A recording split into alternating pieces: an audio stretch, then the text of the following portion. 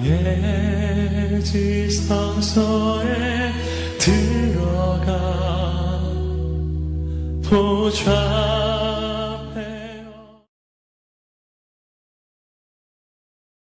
할렐루야. 그래요. 박수 치고 싶으세요? 자, 박수로 하나님께 영광을 돌립니다. 감사드리고요. 그래요. 얼마 전에 그 교구 목자 수련회를 다녀왔는데, 그 교구 목자 수련회 기간에 어느 여자 권사님이 이 자리에 계신데 저한테 그런 말 하더라고요. 목사님, 벌레 먹은 나무를 어떤 사람은 벌레 먹인 나무라 그런다는 거예요. 무슨 말인지 알겠어요? 제가 그 얘기를 듣고 그렇구나. 이게 참 관점이 중요하구나. 벌레 먹은 나무, 그러면은 그 나무를 어떻게 우리가 바라보는 거예요? 부정적으로 바라보는 거죠. 저거는 벌레 먹은 나무야. 그런데 다른 관점에서 보면 벌레 먹인 나무, 그러면은 뭔가 저 나무가 벌레들을 먹여 살리느라고 희생하고 헌신했구나. 그러니까 나무가 다르게 보이기 시작하잖아요. 할렐루야. 저도 처음에 쌍문동, 그러니까 이 쌍자라고 하는 게, 이 쌍시옷이 저에게 참 이게 느낌에, 저뿐만 아니고 한국 사람들이 이 쌍자가 들어가는 거에 대해서 그렇게 좋은 느낌을 갖지 않죠. 한글에 이 쌍자가 그렇게 좋은 공감을 주지 않거든요.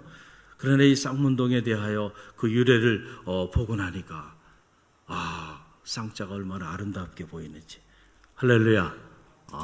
여러분 알고 있죠? 쌍문동의 유래 제가 말씀드렸잖아요. 우리 새가족들은 잘 모를 거예요. 왜 쌍문동이 쌍문동인가?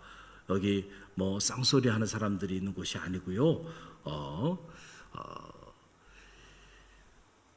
서울시에서 서울시 전역에서 유일하게 붉은 정려문, 연려나 효자 또는 충신들에게 나라에서 하사했던 붉은 정려문 2개가 하사된 유일한 곳이 바로 쌍문동이에요.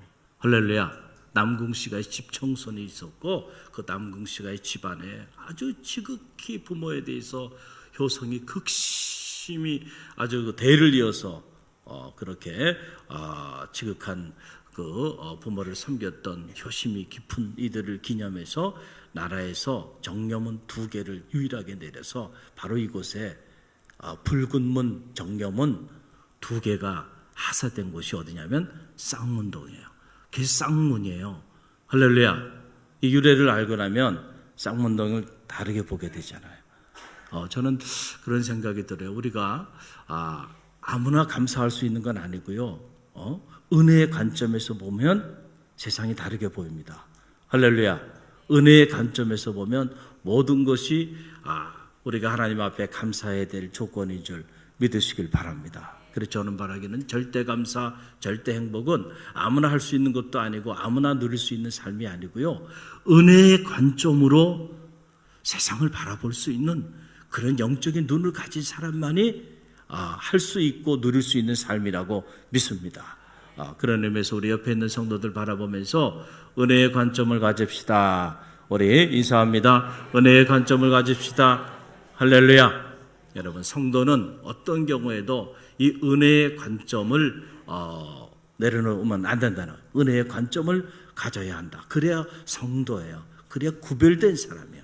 다르게 보는 사람들이다 라고 하는 그런 얘기죠. 여러분, 오늘 말씀이 기록되어 있는 이 말씀은 사실은 지혜 없는 자가 되지 말고 지혜 있는 자가 되라 라고 하는 사도 바울의 권면으로부터 시작된 그런 말씀입니다. 그래서 오늘 말씀이 기록되어 있는 단락의 시작은 에베소서 5장 15절에서 시작하는데, 에베소서 5장 15절 말씀 성경을 펴보세요. 우리 함께 읽어봅니다. 그런즉 너희가 어떻게 행할지를 자세히 주의하여 지혜 없는 자 같이 하지 말고 오직 지혜 있는 자 같이 하여. 자, 오늘 본문에 기록되어 있는 말씀의 단락은 이렇게 시작되는 거예요. 너희가 지혜 없는 자 같이 살아가지 말고 지혜 있는 자 같이 살아가라 라고 이렇게 권면한 거예요. 그러면은 자, 지혜 있는 삶이 어떤 삶일까? 어떤 삶이 지혜 있는 삶일까? 라고 하는 사실인데, 자, 오늘 말씀 보게 되면 지혜 있는 삶은 때가 악함으로 세월을 아끼는 삶이에요. 뭐를 아끼는 삶이에요? 세월을 아껴. 왜냐하면 때가 악하기 때문에. 그래서 세월을 낭비하지 않고 세월을 잘 아끼며 사는 삶이 지혜 있는 삶이다. 그래서 오늘 16절 말씀 우리 함께 읽어봅니다. 함께 읽습니다. 세월을 아끼라 때가 악하니라. 그랬어요. 여러분, 자, 지혜 없는 자 같이 살지 말고 지혜 있는 자 같이 살아라. 그럼 그렇게 말씀하고 바로 나온 말씀이 세월을 아끼라 때가 악하니라. 그렇게 말씀하여 줬단 말이에요. 그러면은 세월을 아끼라 라고 하는 이 말이 무슨 말인가? 이 말은 redeem the times, 다시 말하면 시간을 구원하라, 이런 말이에요. 여러분, 우리가 지금 경험하고 있는 이 시간이 다 똑같은 시간이 아니에요. 오늘 우리가 살아가는 이 시간이 다 똑같은 시간을 살아가는 것 같지만 아니에요. 전혀 다른 시간들을 살아간다니까. 어떤 시간은, 어떤 사람이 경험하는 시간은 구원받은 시간이 있는가 하면 어떤 사람은 구원받지 못한 시간을 살아가는 사람이 있다. 그래서 시간을 구원하라, redeem the time, 시간을 구원하라는 거예요. 할렐루야. 우리가 50평생을 살았느냐, 60평생을 살았느냐, 70평생을 살았느냐, 얼마를 살았느냐가 중요한 게 아니에요.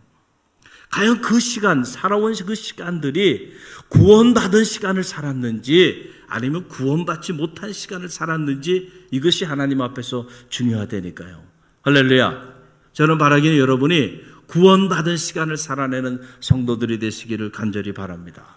성도가 살아가는 시간은 구원받은 시간을 살아가야 하는 거죠. 그럼 구원받은 시간이 어떤 시간인가? 짧게 두 가지로 나눠 생각해 보는데, 첫째는 바로 뭐냐면 나를 향한 하나님의 뜻이 무엇인지를 분명하게 깨닫고 사는 삶, 바로 그 시간은 구원받은 시간이에요. 할렐루야.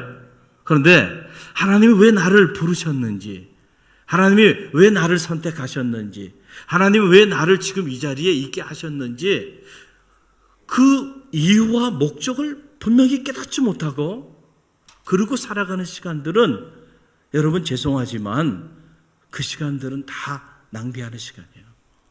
하나님 앞에서. 우리 중에 누구도 아무런 의미 없이, 하나님의 특별한 목적과 계획이 없이 그냥 존재하는 사람은 아무도 없어요.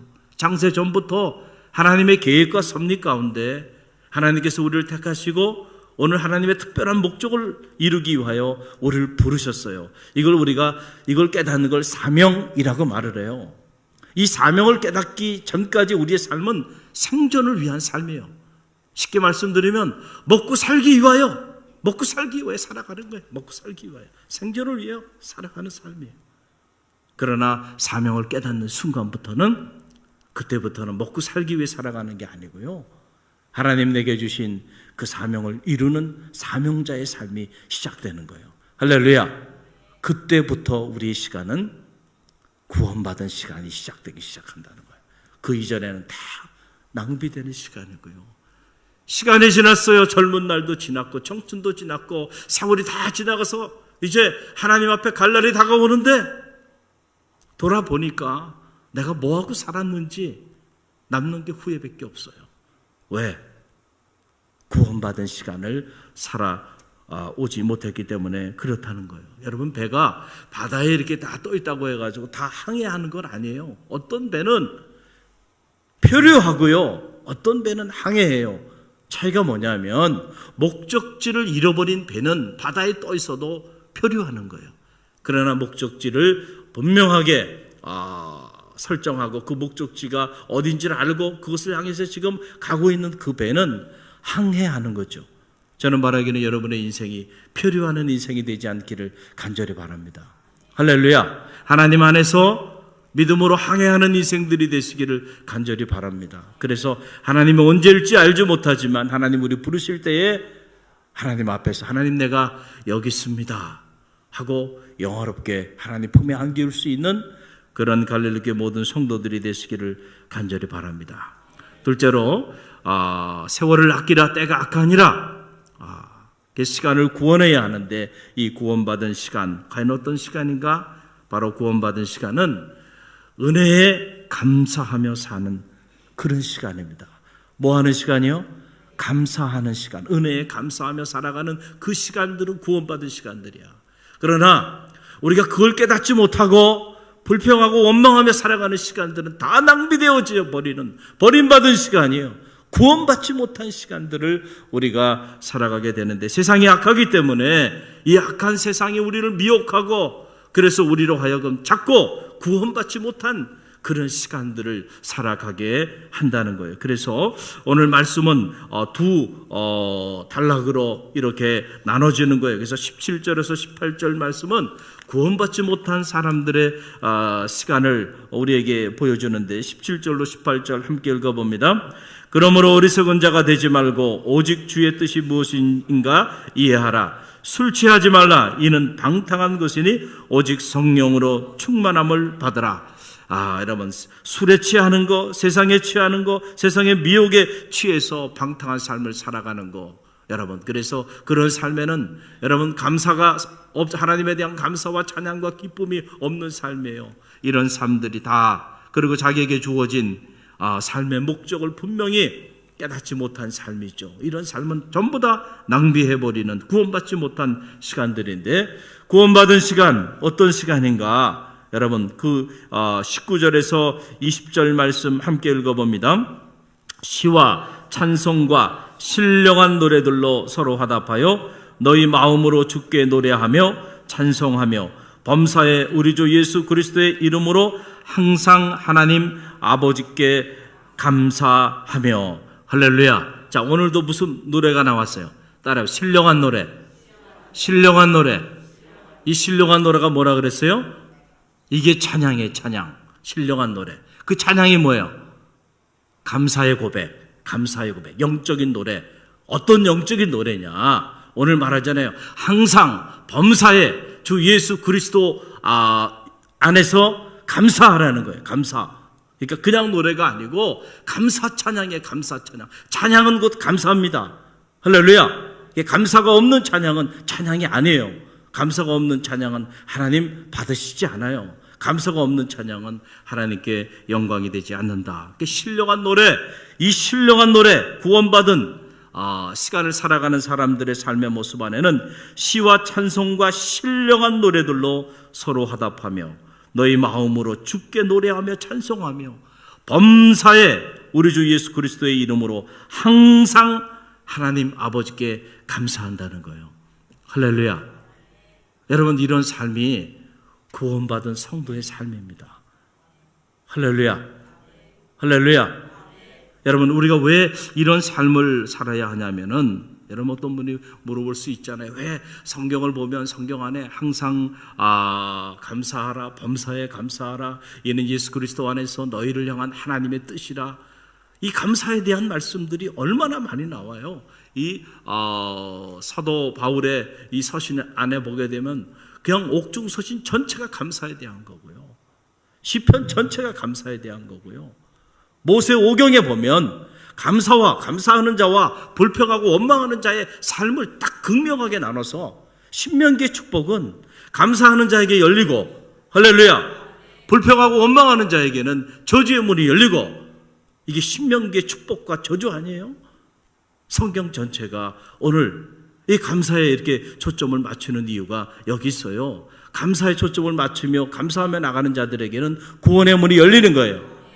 불평하고 원망하며 나갈 때는 저주의 문이 열리고 심판의 문이 열리는 거예요. 가데스 바네바에서 왜 여러분 꿀과 젖이 흐르는 가나안 땅을 바로 목도하고 있으면서, 그러면서 이스라엘 백성들이 그것을 정탐하고 돌아온 그 12명의 정탐꾼들 중에서 10명은 그 땅을 악담하면서 하나님을 원망하고 주의 종을 원망하고, 그리고 그 원망이 자기들만 원망하고 끝난 것이 아니고 누구에게도, 이스라엘 백성들에게도 다 전파합니다. 전파해요. 그래서 그 소리를 듣고 같이 절망하며 원망하며 불평했던 사람들, 하나님께서 뭐라고 말해요? 오늘 내 귀에 들린 그대로 내가 너희에게 행하리라. 끔찍한 일이죠. 내가 불평하고 원망한 대로 차라리 죽었으면 나았을 텐데 우리를 여기까지 끌어내서 그래? 알았어. 죽게 해줄게. 얼마나 무서운 얘기예요. 그래서 그들은 다 여호수아 갈렙 외에 살아남은 자가 없어요. 광야에서 다 죽임을 당하고 말았다는 거예요. 할렐루야. 절대 감사 사수해야 합니다. 할렐루야. 빼앗기지 마시길 바랍니다. 절대 감사 놓치는 순간 여러분 개인뿐만 아니고 여러분의 가정 그리고 여러분의 삶이 무서운 하나님의 심판과 저주 가운데 무너져 내린다는 사실을 꼭 기억하시고요. 여러분이 보세요. 주변을 보세요. 어떤 사람이 하나님의 은혜에 감사하며 감격하며 축복의 삶을 살아가는가를 보세요. 불평하고 원망하는 사람들이 그런 축복을 누리며 사나요? 아니에요. 무너져 내립니다. 시간이 지나면 무섭게 무너져 내리게 돼 있어요. 그런데 감사하며 나가는 사람의 삶은 여러분 겉으로 보면 아무것도 아닌 것 같아도요, 시간이 지나면 세워져. 할렐루야. 그리고 하나님께서 존귀하게 여기는 그런 놀라운 역사들이 나타나게 되는 거예요. 여러분 왜 그러냐면 영적인 이유가 있기 때문에 그래요. 그래서 자 보세요. 우리가 감사하지 않고 살면은 모든 귀한 관계들이 다 파괴돼. 뭐가 파괴된다고요? 감사하지 않으면 관계가 파괴돼. 관계가. 자 보세요. 사람과 사람 사이의 관계를 보세요. 사람과 사람 사이의 관계에 있어서 여러분이 어떤 사람과 이렇게 관계하는데 그 사람에 대하여 여러분들이 고마워하는 마음, 감사하는 마음은 그 마음을 여러분이 잃어버렸다고 한번 생각해 보세요. 자 그러면은 여러분의 마음에 자 감사하는 마음, 그 사람에 대한 감사하는 마음이 완전히 싹 사라져 버렸어. 그러면 사라져 버린 것으로 끝난 게 아니고 그 자리에 뭐가 채워진다 그랬어요? 서운한 마음이 바로 들어와요. 그리고 어떤 마음이 들어와요? 그 사람에 대한 불평과 원망이 채워집니다. 그러면은 그 사람하고의 관계가 계속 유지될 수 있겠어요? 유지되지 못해요. 결국은 소원해지다가 결국은 그 사람하고 관계는요 깨지고 맙니다. 우리가 좋은 관계를 유지하고 있다는 것은 상대에 대한 어떤 마음을 가지고 있는 거예요? 고마워하는 마음, 그렇죠? 감사하는 마음을 가지고 있는 거예요. 그럴 때 그 사람들의 관계가 깊어지는 거예요. 부부간에도 서로 고마워하는 마음, 감사하는 마음을 가질 때 그 관계가 깊어지는 거예요. 할렐루야. 친구 간의 관계도 마찬가지고 성도 간의 관계도 마찬가지고 주의 종과 성도 사이의 관계도 마찬가지고 스승과 제자의 관계도 마찬가지고 모든 사람의 관계가 다 마찬가지예요. 그런데 감사하는 마음이 사라져 버렸어. 어느 순간에 싹 사라져. 그리고 그 사람에 대한 서운한 마음, 돌았으면 그 사람에 대한 불평과 원망이 쌓인다 그러면 이미 그 사람하고 여러분의 관계는 파괴된 거예요. 그렇죠? 영적인 관계도 똑같아요. 자, 여러분이 하나님에 대한 감사를 잃어버리는 순간, 하나님의 은혜에 대한 감사가 사라지는 순간, 하나님에 대한 서운한 마음, 하나님에 대한 불평과 원망이 여러분 안에 채워지기 시작하면서 하나님에 대한 감사를 잃어버린 성도가 하나님 앞에 나와서 하나님의 말씀을 소중하게 여기고 그 말씀대로 살고자 몸부림칠까요? 절대 그런 일이 일어나지 않아요. 하나님에 대한 감사를 잃어버리는 순간 하나님 말씀을 경홀히 여기게 되고요. 그리고 하나님 말씀을 어떻게 생각하게 돼요? 귀하게 여기지 않아요. 그리고 더 이상 그 말씀대로 살고자 하지 않아요. 하나님에 대한 감사를 잃어버리는 순간 여러분이 하나님께 나와서 영적으로 기도함으로 하나님과 대화하고 교제하고자 몸부림칠까요? 아니에요. 하나님에 대한 감사를 잃어버린 사람은요 절대 하나님께 나와서요 그렇게 마음을 열고 기도하지 않아요. 말씀의 자리를 떠나게 돼 있고요 결국은 기도의 자리를 떠나게 돼 있는 거예요. 할렐루야. 그래서 하나님에 대한 감사를 잃어버리는 순간 하나님과 여러분 사이의 관계도 다 파괴되고 마는 거예요.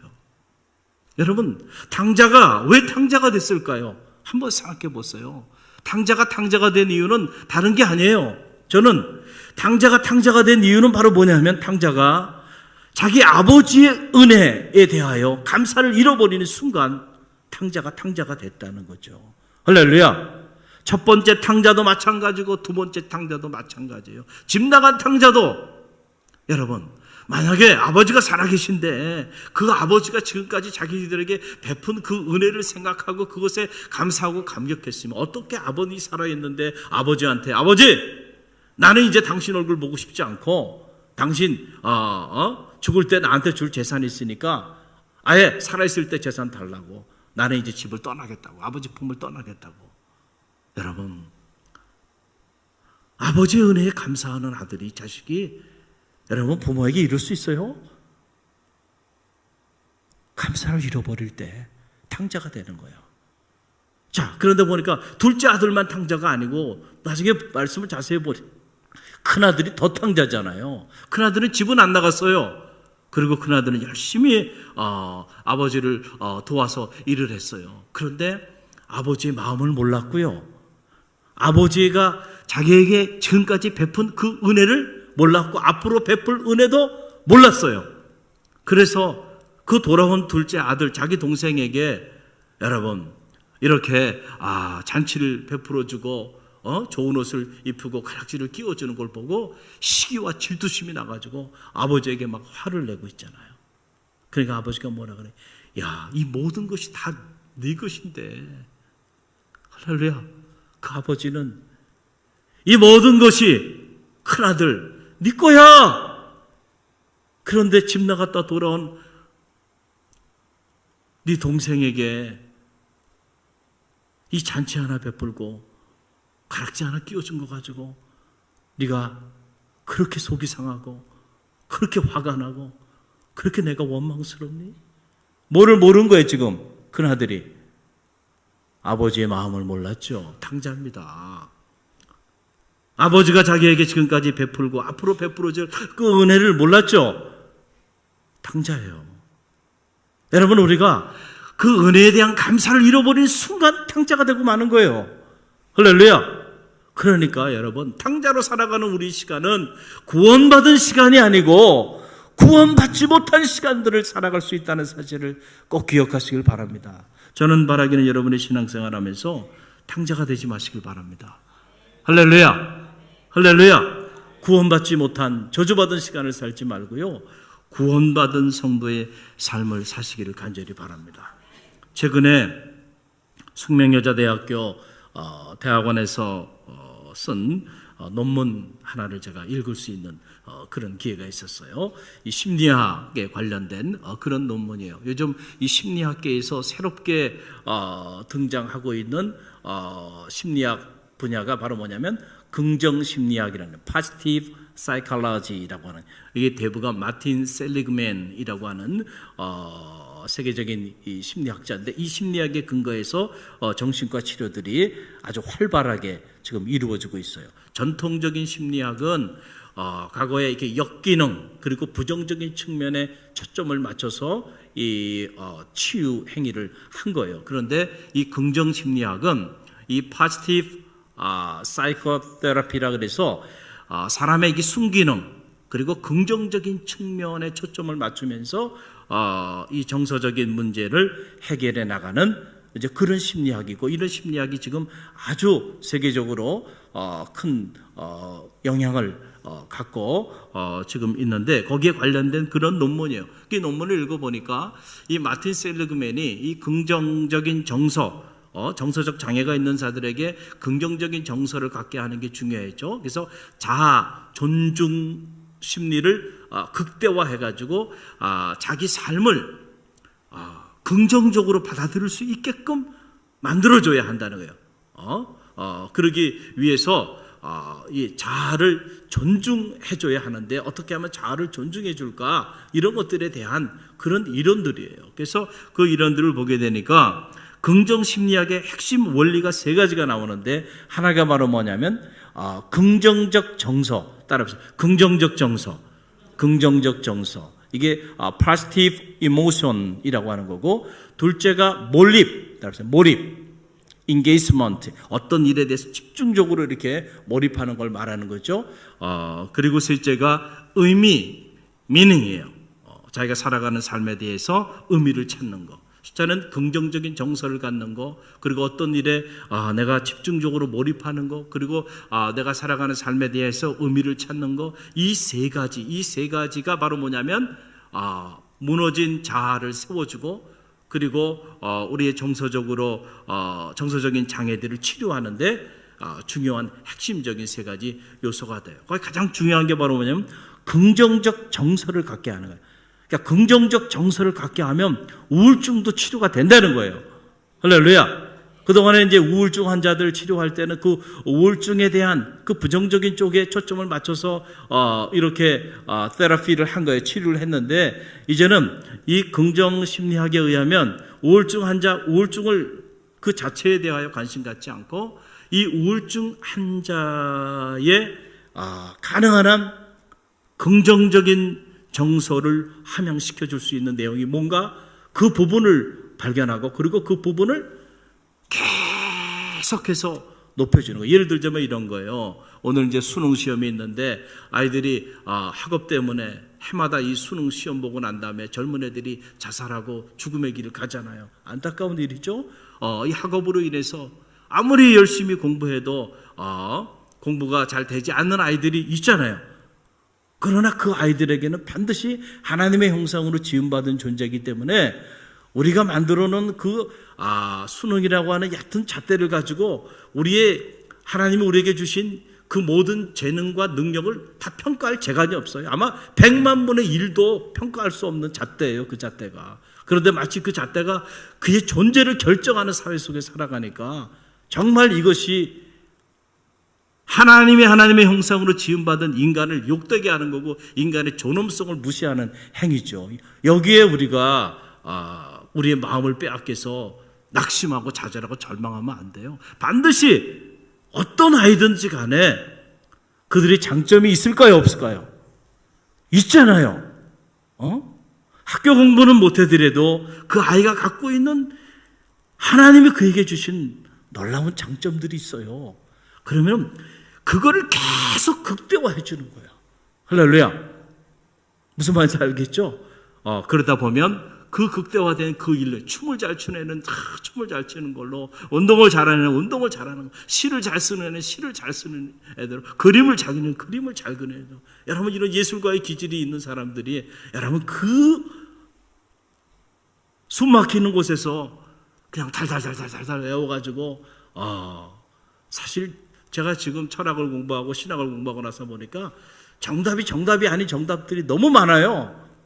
그런데 그게 정답이라고 그걸 찍고 그렇게 해서 가는 거야. 그런 걸 보면 참 이게 요지경이다는 생각이 드는데, 중요한 거는 긍정적인 부분이 이끌어요. 그 긍정적인 부분을 계속 극대화해줘서 그 아이로 하여금 자기가 학교 공부를 못하는 것 때문에 우울증에 빠지고 그 우울증이 깊어져서 결국 자살에까지, 자기 비하에까지 이르지 않게 하는 거예요. 이해가 되시죠? 할렐루야. 자, 근데 제가 이 논문을 쭉 읽으면서 내린 결론은 이겁니다. 이 마틴 셀리그맨이 얘기하고 있는 이 모든 내용들, 뭐 이런 얘기 저런 얘기 하는데, 결국 이 긍정심리학이 말하는 최고의 개인의 그 긍정적인 정서를 함양할 수 있는 최고의 길은 하나구나. 기독교적인 영성에 비춰서 본다고 한다면 간단해요. 따라해보세요. 감사해요, 감사.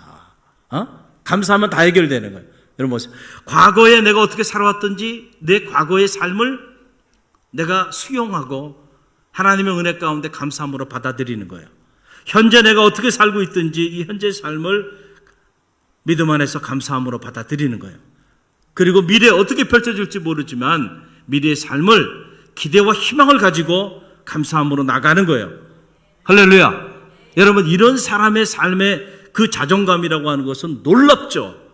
할렐루야. 긍정적인 정서, 여러분 어떻게 쫓아올 수 있겠어요? 감사하는 사람들은 자기 삶을 여러분 어떻게 하는 거예요? 수용하는 사람들이죠. 자기 삶을 인정하는 사람이죠. 할렐루야. 그것도 긍정적으로 받아들일 때에만 감사가 나오는 거예요. 감사는 부정적인 정서를 가지고는 도저히 할 수 없는 거죠. 그러니까 우리가 감사하며 나가게 되면 모든 문제가 해결돼요. 그래서 여러분 보세요. 우울증에 심각하게 시달리고 있는 사람들, 정서적인 장애 가운데 있는 사람들, 그 사람들에게 있어서 없는 것 하나가 있어요. 그게 바로 뭔지 아세요? 감사예요. 감사가 없습니다, 사람들은. 무슨 말인지 아시겠죠? 감사가 회복되면요, 우울증은 한순간에 사라집니다. 할렐루야. 왜 이런 우울증들이 오느냐? 여러분, 그건 다른 게 아니에요. 하나님에 대한 감사, 그 감사를 잃어버리는 순간 우리가 피조물이 하나님과 영적인 관계 안에 있을 때 비로소 제정신을 가지고 조화 가운데 참 행복한 삶을 살아가게 돼 있는데 감사를 잃어버리게 됐잖아요. 왜 감사를 잃어버렸어요? 우리가 묵상한 말씀에 근거하면 창조주 하나님보다 피조물을 더 사랑하고 더 섬기기 시작했어요. 현대인들이 어느 순간부터 세상을 더 사랑하기 시작했단 말이에요. 그러면서 하나님을 버렸어요. 하나님을 버리는 만큼 자신들도 모르게 여러분 마음에 공허가 찾아오고, 그리고 정서적인 장애들이 물밀듯이 밀려오기 시작하면서 현대인들이 이 공허와 그리고 이 정서적 장애로 인해서 감당할 수 없는 그런 안타까운 삶의 자리 가운데 지금 던져지게 된 거죠. 그러니까 여러분, 뭐가 회복돼야 돼요? 감사가 회복돼야 돼요. 감사가. 할렐루야. 그래서 오늘 말씀 다시 한번 봅니다. 20절 21절 우리 함께 읽어봅니다. 범사에 우리 주 예수 그리스도의 이름으로 항상 아버지 하나님께 감사하며 그리스도를 경외함으로 피차 복종하라. 항상 범사에 하나님께 감사하라는 거예요. 할렐루야. 감사의 영성을 회복하라는 거예요. 그럴 때 치유된다는 거예요. 여러분, 우리 갈릴리 교회에 제가 사역하면서 몇 분 이 정서적 장애로 인하여 심각한 어려움 가운데 처해졌던 분이 있어요. 서울대병원에서 오랜 동안 약물도 투여받고 치료를 받았지만은 해결이 안 되고 죽을 것 같다. 숨이 막혀가지고 더 이상 살 수가 없고 잠도 자지 못하고, 그래서 도움을 요청해 왔어요. 그래서 제가 교구장님하고 같이 달려갔습니다. 그리고는 영적인 처방을 제가 내렸어요. 그리고 그 영적인 처방을 따라서 이분이 순종했어요. 영적인 처방 따른 게 아니에요. 6개월만 매일같이 새벽을 깨우고, 그리고 말씀 듣고 기도하고 매일 새벽마다 단 위에 올라와서 안수기도를 받아라. 3개월 만에 여러분 완전히 치유가 됐어요. 할렐루야. 간단한 거예요. 여러분, 이게 무슨 약을 먹고 정서적으로 무슨 정신과 치료를 받고 일정 부분 도움은 될 수 있어요. 그러나 근본적인 문제가 어디 있는지를 모르는 거예요. 근본적인 문제는요, 하나님과 우리 사이의 관계가 회복되면 회복되게 되어 있는 거예요. 하나님의 질서에 하나님이세요. 할렐루야. 왜 우리의 정신적인 질서가 깨져서 정신 분열증에 시달리고 우울증에 시달리고, 왜 그러다가 스스로 하나님이 주신 생명을 스스로 포기하고. 그래서 지금 우리나라가 OECD 국가 중에서 청소년 자살률 3배가 넘어요. 3배가 넘어. 1위. 이 땅에 그렇게 수없이 많은 젊은이들이 인생을 살아보지도 않고요, 스스로 목숨을 끊는 나라예요, 대한민국이. 왜 이런 일들이 일어나고 있는가? 여러분, 세상에 이 허탄한 신화를 쫓다 보니까 뭐를 잃어버린 거예요? 하나님을 잃어버린 거예요. 하나님께 더 가까이 나가게 해야 되는데 하나님이 아니고 세상을 향하여 더 가까이 달려가게 온통 우리 젊은이들을 밀어넣어버린 거예요. 그러고 나니까 여러분, 이런 심각한 사회적인 문제가 지금 대두되게 된 거예요. 하나님과 우리 사이의 관계가 회복되면요, 할렐루야, 이런 문제는 해결된다니까요. 놀랍게 회복돼. 할렐루야. 여러분, 감사는 최고의 정서 치료제입니다. 우리가 감사할 때 관계문이 열려요.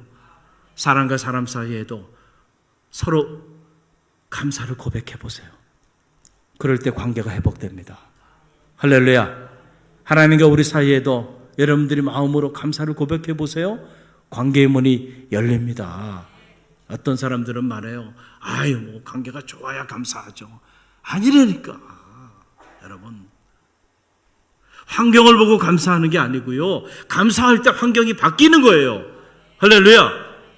여러분이 감사할 조건이 그럼 감사할 조건이 다 있으면 감사하지 않을 사람이 어디 있어요? 여러분들이 감사할 때 관계가 여러분 더 깊어지고 감사할 때 소원했던 관계도 회복되게 되는 거예요. 할렐루야. 하나님과 우리 사이의 영적인 관계도 마찬가지다. 사탄은 이 사실을 너무너무 잘 알기 때문에 우리의 삶에서 감사만 빼앗으면 다 끝나는 거예요. 감사만 빼앗아 보세요. 성도의 삶에 그 사람이 어떤 삶을 살게 되는가. 그것만 빼앗아 버리면 그러면 그냥 무너져 버리는 거예요. 영적 전쟁이에요.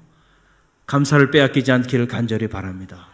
감사함으로 하나님과 여러분의 사이에 관계의 문을 여시길 바랍니다. 감사함으로 사람과 사람 사이에 관계의 문을 여시길 바랍니다. 그래서 여러분들 중에 어떤 이들도 외로운 섬으로 스스로 고립감 속에서 죽어가는 이들이 없고 오히려 하나님 주신 하늘의 행복을 누리고 나누는 그런 축복이 있기를 주님의 이름으로 간절히 축원드립니다. 우리 오늘 주신 말씀 가지고 붙잡고 기도하며 나가는데요.